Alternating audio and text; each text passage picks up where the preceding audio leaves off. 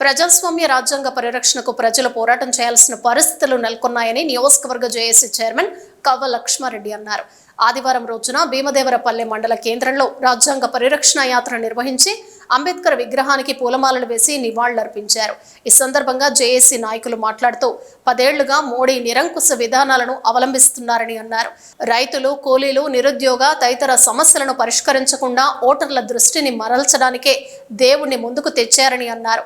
విద్య, వైద్యం అందుబాటులోకి వచ్చే విధంగా ప్రజా ప్రతినిధులను మేల్కొల్పాలని ప్రజలను కోరారు. ఈ కార్యక్రమంలో జేఏసీ చైర్మన్ లక్ష్మారెడ్డి, కోఆర్డినేటర్ మేకల వీరన్న, ప్రొఫెసర్ వీరన్న నాయక్, సారయ్య, తిరుపతి జేఏసీ నాయకులు తదితరులు పాల్గొన్నారు.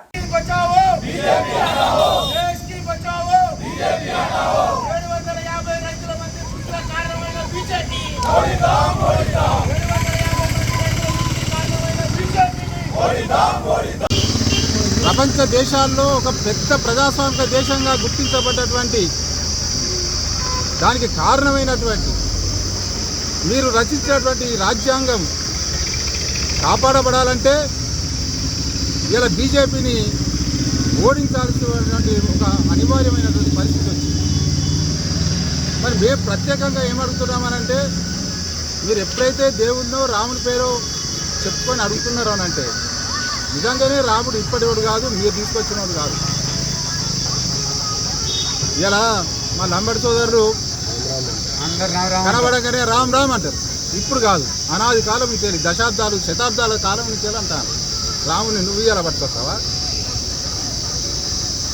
దళిత సోదరులు జై భీమ్ అనుకుంటారు. ఇవాళ నువ్వు రాముడు భీముడి పేరు చెప్పుకొని వాళ్ళను కూడా మోసం చేసి ఓట్లు వేయించుకొని అధికారంలోకి వచ్చి ఒక ఫాసిస్టు ధోరణితో ఎల్లకాలం నేనే ఈ అధికారంలో ఉండాలనేటువంటి ఒక దుష్ట బుద్ధితోని అంటే దేవుడిని కూడా మోసం చేసి ఓట్లాడుకోవాల్సిన పరిస్థితి నీకు ఎందుకు వచ్చిందనంటే, మేము ప్రత్యేకంగా ప్రజలను విజ్ఞప్తి చేస్తూ ఉన్నాం వాళ్ళందరికీ. అసలు ప్రజా సమస్యల గురించి ఎందుకు అడుగుతలేరు? ప్రజా సమస్యల గురించి మీరెందుకు మాట్లాడతలేరు? బీజేపీ ముఖ్యంగా మీరు ఇచ్చినటువంటి హామీలు ఏమైనాయి? రైతులకు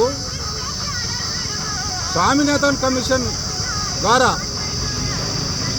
ఒక చట్టబద్ధమైనటువంటి పద్ధతిలో మద్దతు ధర ఇస్తా అని చెప్పి నువ్వు ఎందుకు ఇవ్వలేదు?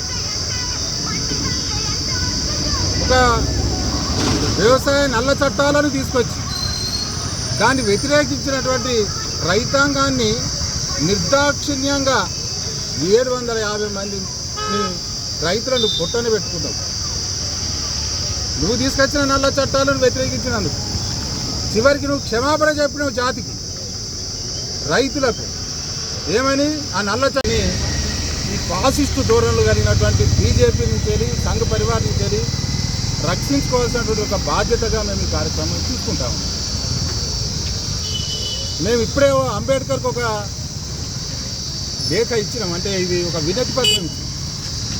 ఎందుకు?